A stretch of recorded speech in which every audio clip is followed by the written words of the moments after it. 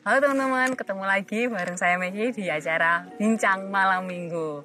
Nah, kali ini saya punya konsep yang berbeda karena saya juga sendirian, nggak ditemenin partner saya, Jeffrey. Saat ini saya sedang berada di salah satu kapel milik Paroki Santo Yusuf. Tepatnya adalah kapel Santo Simon Petrus yang berada di Babatan Pratama. Nah, kali ini kita akan mengulik kapel ini, akan seperti room tour, tapi kita namakan ini kapel tour ya, gitu. Kita akan ditemani oleh Pak Ardian, pengurus dari kapel ini, juga nanti akan ada OMK dari wilayah A yang akan bersama-sama berbagi tentang apa sih keistimewaannya dari kapel ini, gitu. Penasaran kan? Kita langsung aja yuk.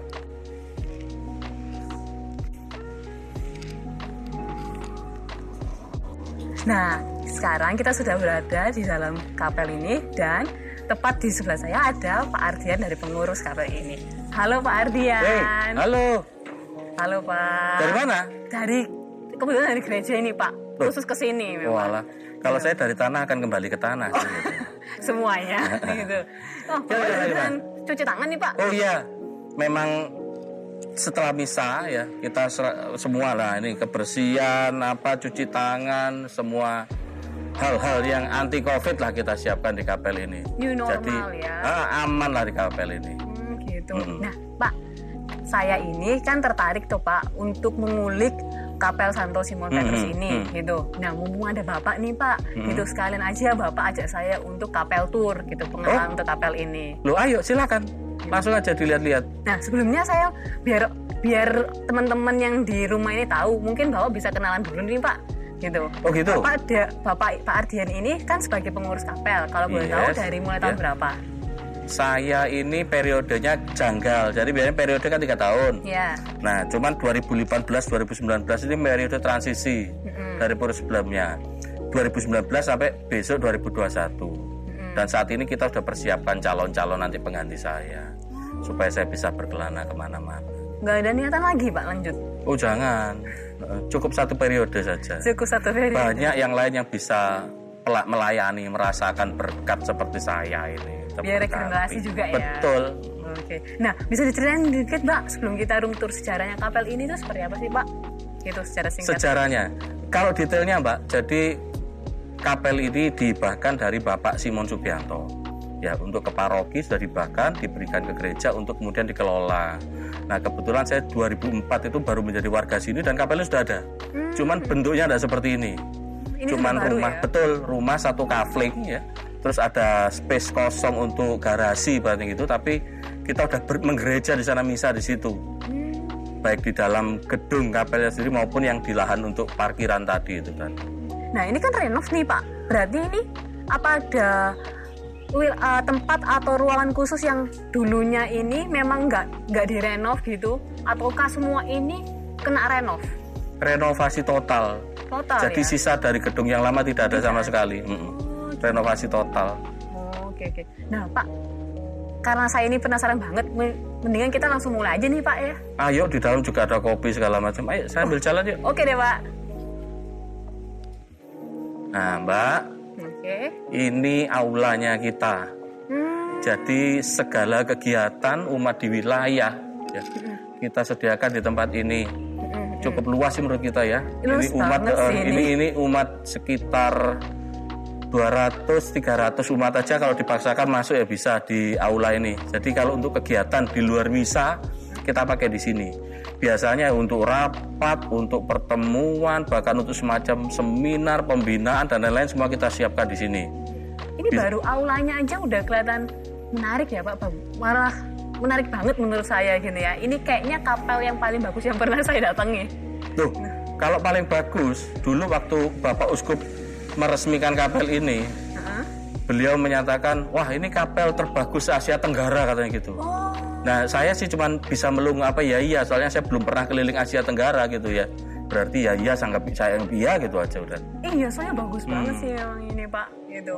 Nah kalau kita boleh lihat ini biasanya kalau aula ini juga difungsikan untuk misa ya Pak ya? Bisa, coba Mbak kita geser ke titik berikutnya. Oke. Nah di sini Mbak bisa lihat kita sediakan proyektor ya. LCD juga sudah ada. Untuk misa dan rapat ini ya Pak ya? Ya, kalau untuk misa, jadi apa yang ada misa di atas sudah langsung kita tayangkan di sini. Baik. Terus kalau untuk rapat pun ini bisa dimanfaatkan karena portnya ada di dinding aja. Jadi tinggal ditempelkan selesai, maka ini sudah langsung dari laptopnya mbaknya gitu. Praktis ya Pak ya? Audio pun bisa ditempelkan, colokan di dinding, langsung masuk ke proses utama, langsung udah keluar. Soundnya di sini, di seluruh ruangan. Semua kegiatan memang full di sini semua atau ada di tempat lain? Banyak yang di sini, Pak. Banyak di sini. Karena ruangan-ruangan yang lain itu kita manfaatkan untuk pembinaan.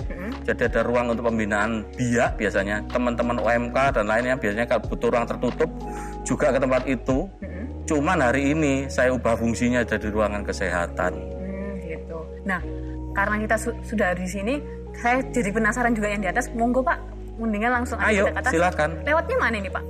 Liftnya belum saya bangun, jadi kita lewat tangga dulu ya, oke? Itu ada pintu Pak, itu juga ada pintu. Pintunya Betul. ada berapa sih Pak? Pintunya untuk pintu utama di sana, di sini ini untuk pintu samping, biasanya untuk pintu keluar. Oh, pintu keluar yang sebelah sini ya. Betul. Oh, jadi yang tadi saya masukin itu pintu utama ya? Pintu utama, betul. Oke. Ayo Mbak. Nah ini salah satu ini dilarang memegang raling tangga. Oh, nggak boleh dulu ya Tidak Pak menyentuh, iya. Covid semua ini Mbak. Oke. Oke Mbak, ini kita naik langsung ke ruang biasanya kita pakai untuk misa. Oke. Dilarang memegang railing tangga Mbak ya. Oke, nggak saya pegang kok Pak. Wah. Nah ini Mbak ruangannya Mbak. Ini yang paling bagus Asia Tenggara ya Pak. Terbagus di Asia Tenggara katanya Bapak Monsinyur ya. Oke. Saya nggak tahu, belum pernah ke Asia Tenggara saya. Ini arsitekturnya orang sini juga ya Pak ya? Betul, Bapak Budi Hermunanto. Oke. Bisa dijelasin Pak, ini yang di sini altarnya, terus biasanya romonya di mana, terus asisten imamnya di mana, petugasnya duduk di mana? Kalau untuk kondisi COVID, romo tetap di altar, khotbah pun di lantar. Untuk pembawa lagu, pembaca, lektor, Kurnya dan di mana Pak? asisten imam di sebelah sana. Asisten imam di sana. Ya karena kita siapkan juga untuk tempat cuci tangan. Oh, iya. Kur nggak ada, cuma pemandu umat lagu. Kita dudukkan di sana, kita sediakan mikrofon. Tadinya di sebelah sini 1, 2, 3, 3 bangku ini kur tadinya. Oh, sebelum pandemi ya? Sekarang kita sudah fullkan untuk umat semua. Oh gitu. Nah, kalau untuk fungsi ruangan ini selain untuk misa, biasanya difungsikan untuk apa Pak? Gitu. Kadang-kadang untuk persekutuan doa. Persekutuan doa. Persekutuan doa. Jadi kita punya LCD, kita pasang baru ya di sini berdiri biasa. Untuk soundnya kan sudah bisa. Gitu. Langsung dari pusat. Nah, kalau untuk sakramen pernikahannya sendiri sudah menerima Pak? Bisa. Jadi kita bahkan menerima sakramen pernikahan untuk semua umat di paroki. Tidak hanya terbatas wilayah A. Oh, iya Pak. Nah, karena Maggie ini mau nanya-nanya lebih detail lagi ya Pak ya. Kayaknya lebih enak kalau kita sambil duduk nih Pak. Duduk Mbak ya? Iya. Kita duduk situ sambil ambil kursi ya. Oke.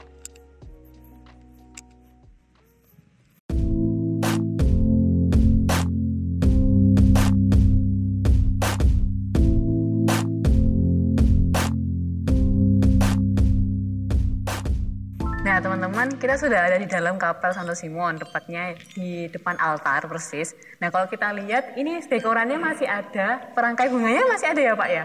Masih ada rutin gitu. Kalau boleh tahu siapa Pak yang merangkai? Oh iya, perangkai bunga, jujur meskipun masa pandemi kita tetap sediakan bunga. Untuk perangkai bunga sendiri kita bersyukur punya pengurus 2 orang. Yang satu bahkan ada toko bunga di Kayun sana. Oh ada toko bunganya. Jadi ada Bu Sinta dan Bu Dewi. Beliau berdua ini yang bertanggung jawab untuk menyediakan bunga di kapel ini. Jadi mereka berdua ini yang bertanggung jawab setiap kali ada yang merangkai bunga atau kapel ini butuh untuk dekorasi altar ini mereka yang menyediakan. Betul sekali. Bahkan hari ini minta ada tema pink untuk Advent ketiga sukacita sesuai dengan tema. Itu mereka yang ngatur temanya atau gimana itu Pak? Ke tema dari jadwal liturgi kita kan. Iya, okay. Tapi mereka sudah paham. Oke. Nah, lalu kalau untuk coasternya sendiri, karena Maggie lihat ini bersih banget ya Pak ya. Untuk coasternya sendiri, untuk kapelnya ini memang punya coaster sendiri atau dari paroki Pak? Iya Mbak Maggie. Jadi coaster itu disediakan oleh paroki untuk ditugaskan di kapel Pratama, Bu Darti namanya. Beliau setiap hari merawat kapel ini, setiap hari tidak ada libur. Walaupun pandemi juga, untuk kesini juga bersihkan juga waktu pandemi. Selama masa pandemi pun Bu Darti tetap bertugas untuk membersihkan kapel. Demikian. Nah, kalau boleh tahu nih Pak, untuk keseluruhan kapel ini itu menampung berapa orang sih Pak? Untuk daya kapasitas sebelum masa pandemi, untuk ruangan kapel ini aja kita bisa untuk 400-500 umat gitu ya Mbak Megi. Cuman untuk masa pandemi kita batasi untuk ruangan kapel ini hanya cukup untuk 60 umat. Jadi khusus untuk pandemi 60 saja dan semuanya itu ada di sini, di dalam sini. Betul. Jadi nggak ada yang di bawah. Jadi ruang yang di bawah atas arahan dari Romo dan tim Satgas supaya dikosongkan. Nah, kan mau deket Natal nih Pak. Untuk rencana dekor Natalnya kira-kira kapan nih untuk kapelnya sendiri? Dekor Natal mungkin kita tidak siapkan seperti yang sebelum-sebelumnya mungkin ya. Cuman dalam arti dekorasi liturgi tetap bunga dan lain-lain tetap kita maksimalkan di situ. Tapi kalau untuk kayak persiapan Natal kayak untuk latihan kor untuk latihan Mazmur, rektor di sini tetap ada karena untuk persiapan Natal itu. Latihan kor tidak ada. Seperti yang terjadi di paroki juga tidak ada petugas kor. Cuman untuk petugas liturgi, PSA dan lain-lain sudah disiapkan oleh tim paguyuban PSA. Paguyuban PSA yang bersama-sama dengan paroki ya Pak ya? Paroki, betul. Nah, pernah nggak Pak, kalau dari pengalaman Bapak, ada umat gitu yang dari dia itu nggak aktif, tiba-tiba karena melihat situasi kapel ini yang guyup orangnya gitu, dia akhirnya tergerak untuk mau melayani lebih gitu untuk di kapel ini? Ada Mbak Megi. Oh ya? Bahkan sekarang rekan itu umat itu tadi malah menjadi rekan pengurus kami juga. Pengurus kapel? Betul. Jadi beliau ini memang katekumen ya, awalnya katekumen, mulai terlibat di lingkungan, kebetulan lingkungannya juga, lingkungan di kapel ini juga, itu kita ajak untuk bergabung. Jadi waktu itu dia memang menyatakan, saya tergerak ingin ikut melayani apa ya, kita undang aja, kira-kira dia berminat untuk membantu apa. Datang sendiri gitu ya? Datang sendiri. Jadi mulai dia ikut membantu jaga parkir, mulai menyiapkan audio, bahkan keseharian setiap masa pandemi. Setiap hari dia datang kontrol, tanaman dikontrol, mungkin ada furnitur yang fungsinya kurang baik atau apa diperbaiki. Oh, dia sampai secinta itu ya Pak ya sama kapel ini? Jujur ada pernyataan yang unik yang saya ingat dari dia. Apa itu Pak? Karena dia kan awalnya memang non Katolik ya, ibaratnya seperti itu. Setelah dia katekumen bahkan ikut terlibat, dia berkomentar yang cukup unik, saya sangat ingat. Tuhannya orang Katolik ini memang luar biasa, katanya seperti itu. Jadi sampai dia menganggap kapelnya katanya kayak rumah keduanya dia. Daripada saya nongkrong di mana-mana, mending saya nongkrong di kapel, katanya gitu. Benar juga sih, iya benar juga. Nah, kalau untuk dari kapelnya sendiri Pak, ada nggak kegiatan yang bersama-sama dengan warga sekitar gitu, warga-warga kapel Pratama ini? Jadi untuk secara bendera kapel, Mbak Megi, kita nggak pernah mengedepankan bahwa ini kegiatan kita dari kapel. Cuman umat kita yang memang langsung terlibat aktif dalam kegiatan warga. Tidak sedikit umat dari kita yang terlibat sebagai pengurus RT, pengurus RW dan lain-lain. Bahkan kemarin waktu masa awal pandemi ada kelompok kategorial namanya ibu-ibu kapel, emak-emaknya kapel ya. Wah, rumbi-rumbinya pas gitu loh, luar biasa gitu loh. Mereka tergerak untuk melakukan bakti sosial. Yang di situ akan dinamakan bahwa ini ibu-ibunya kapel. Saya arahkan supaya mereka terjun langsung sebagai ibu-ibu saja, tidak usah nyebut kapel. Bahkan waktu itu ingin ditempatkan pembagian sembako waktu itu Mbak Megi, supaya dibagikan di kapel. Saya minta tolong langsung disebarkan ke titik-titik yang mau dibagikan.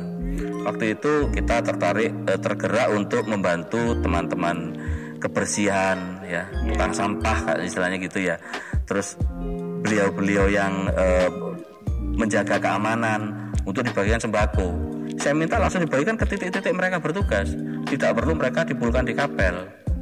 Jadi supaya yang diangkat adalah umat Katoliknya gitu loh. Bukan kapelnya. Baik, seperti itu. Iya sih Pak. Nah, tanggapan Bapak sendiri tentang kapel yang dianggap eksklusif itu seperti apa Pak? Jadi gini Mbak Megi, banyak pandangan bahwa kapel ini sudah jadi gereja. Nah itu yang berusaha kita pengurusin untuk hilangkan supaya tidak seperti itu, bahwa kapel ini hanya suatu tempat yang dimanfaatkan oleh gereja yaitu paroki untuk misa di sini gitu loh. Oh gitu ya Pak ya. Jadi Bapak ini dengan timnya berusaha menunjukkan image kalau gereja ini, kapel ini itu hanya sifatnya membantu gitu ya Pak ya, membantu gereja untuk menyelenggarakan misa gitu, menjangkau umat yang tinggalnya lebih jauh gitu dari paroki gitu ya Pak. Betul Mbak, kebetulan juga kapel ini kan berdomisili di wilayah A dari paroki. Jadi supaya umat di wilayah ini banyak berkegiatan di kapel kita. Jadi biar fasilitas ini yang disediakan oleh paroki ini untuk semua lingkungan, bahkan mungkin kategorial, menggunakan tempat ini untuk berkegiatan. Bahkan juga tadi sempat dibahas masalah masyarakat sekitar ya. Jujur, untuk warga di Pratama pun juga menggunakan kapel itu berkegiatan. Salah satunya latihan pingpong setiap hari Selasa malam. Dulu sebelum pandemi. Tapi semenjak pandemi jadi kegiatannya ditiadakan dulu ditiadakan ya. Betul. Itu kegiatannya bersamaan dengan warga luar yang non Katolik dengan warga Katolik ya Pak ya. Betul Mbak Megi. Jadi semua warga kita sudah nggak ngomong yang boleh masuk kapel ini hanya orang Katolik saja, tidak seperti itu Mbak Megi. Bahkan di warga dijadwalkan 2 kali latihan pingpong setiap hari Sabtu dan hari Selasa. Selasanya di kapel, Sabtunya di balai RW.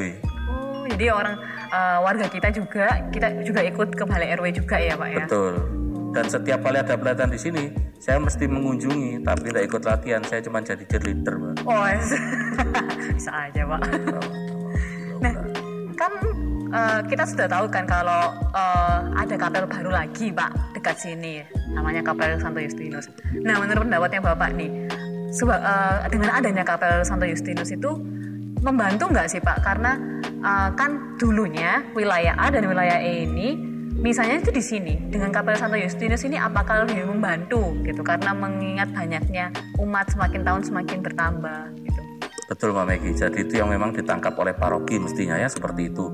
Karena belakangan ini sudah kita sampaikan keprihatinan kepada Romo bahwa sudah tidak semua umat kebagian tempat duduk.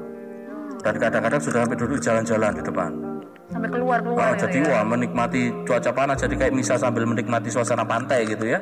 Matahari langsung gitu, menikmati keringatan gitu. Hujan-hujanan. Nah, jadi nggak mungkin kan bisa sambil bawa payung kan ya, nggak mungkin gitu loh Pak. Saya sempat ngajukan Romo bagaimana jika diperluas beli sebelah dan lain-lain, cuman ya nanti takutnya ada isu warga kita semakin luas seperti apa. Artinya dengan Kapel Justinus dibuka, akhirnya umat bisa lebih nyaman untuk bermisa setiap hari Minggu di kapel, karena beberapa sudah diserap oleh Kapel Justinus. Jadi semuanya sudah di dalam ya Pak, nggak di luar sudah lagi. Di dalam betul Mbak Megi. Tadinya ya, tapi mereka mungkin kehilangan suasana pantai tadi ya. Ya kan gosong nggak mungkin terus-terusan Pak. Nggak apa-apa. Apa sih harapan Bapak untuk kedepannya untuk kapel ini? Kembali lagi, tugas saya adalah untuk menyajikan tempat ini menjadi fasilitas untuk umat, terutama umat wilayah A. Ada beberapa kategori yang sebelumnya malah belum berkegiatan dan belakangan ini sudah mulai berkegiatan. Seperti itu persekutuan doa, seperti bahkan kita tawarkan untuk PSA dan lain-lain, paroki pun juga berkegiatan di sini. Bahkan untuk untuk pernikahan, misa perkawinan ya. Betul, itu juga sudah kita buka untuk seluruh umat di paroki. Jadi boleh di sini. Tidak hanya umat wilayah A saja, wilayah yang lain juga boleh misa di sini. Artinya saya menyerahkan tempat ini kepada gereja dalam arti wilayah dan paroki. Jadi enak sekali ya Pak ya kalau wilayah-wilayah yang di dekat kapel ini gitu juga ada bisa dirujuk untuk misa di sini, untuk pemberkatan sakramen pernikahan di sini juga ya Pak. Betul, ya? Kami tanyakan kenapa kok milih tempat ini? Kalau di film bagus Pak. Gitu. Oh. Ya juga ya Pak. Ini arsitekturnya memang saya akui bagus banget sih. Betul, Pak. saya punya rekan namanya Pak Budi Hermunanto. Dia yang merancang ini semua. Bahkan kadang saya naruh kabel ngelewer dia marah, jelek hilangkan gitu. Jadi itu warga sini juga Pak, warga wilayah sini yang warga Pratama juga. Jadi bisa dibilang kapel ini sebagian besarnya dibangun atas dasar kerjasama orang-orang dari wilayah A sini ya Pak ya. Betul Mbak Megi. Makanya rasa kepemilikannya kuat banget gitu ya. Ya, bisa dikatakan seperti itu. Oke, nah Pak, kalau tadi kan kita sudah banyak ngomong tentang seluk-beluk KPL ini. Nah, kira-kira di KPL ini juga OMK-nya aktif nggak sih Pak, OMK wilayah A untuk berkegiatan di sini? Kalau tanya mengenai OMK mungkin bisa ke OMK yang tadi saya melihat teman-teman ada berkeliaran ya. Nggak tahu lagi benerin genteng atau talang gitu ya, mungkin hujan-hujan ya. Coba, tapi ya kalau cantik-cantik atau ganteng ya nggak mungkin ya. Mereka cuma tadi berkeliaran. Nanti kita coba tanyakan langsung aja teman OMK ya. Penasaran kan gimana tanggapan OMK tentang KPL ini? Kita sama-sama dengerin pendapat mereka. Ayo. Nah teman-teman, kita sudah berada dengan salah satu OMK dari wilayah A. Nah, silakan perkenalkan diri kamu dulu. Halo semuanya, jadi nama aku itu Mary Natalia Dinata, aku umur 17 tahun. Aku dari lingkungan 6A dan peranku di KPL ini itu sebagai bendahara OMK. Nah, Mary, aku mau tanya, sebagai OMK, kamu itu sudah lama aktif atau baru-baru ini? Udah cukup lama sih ya, mungkin sekitar 6 tahun. 6 tahun? Udah aktif ya OMK 6 tahun? Iya, soalnya saya masuk OMK ini waktu saya baru lulus SD, jadi saya masuk SMP itu ke OMK sini. Kan belum ada rekat gitu. Jadi langsung ya OMK gitu ya? Iya. Nah, kalau OMK sendiri sekarang ini kegiatannya apa sih? Kalau sekarang ini karena masih masa pandemik ini tuh kita seringnya tuh ngadain lewat Google Meet, kalau nggak gitu lewat Zoom, acara kayak doa bareng atau sekedar pertemuan rapat gitu. Gitu.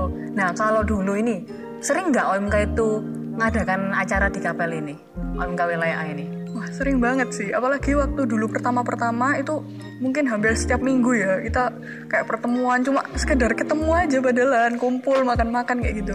Ya cuma akhir-akhir ini memang OMK-nya sedikit berkurang ya, jadinya kayak kita agak berjarak gitu waktunya. Cuma ya masih lumayan sering lah.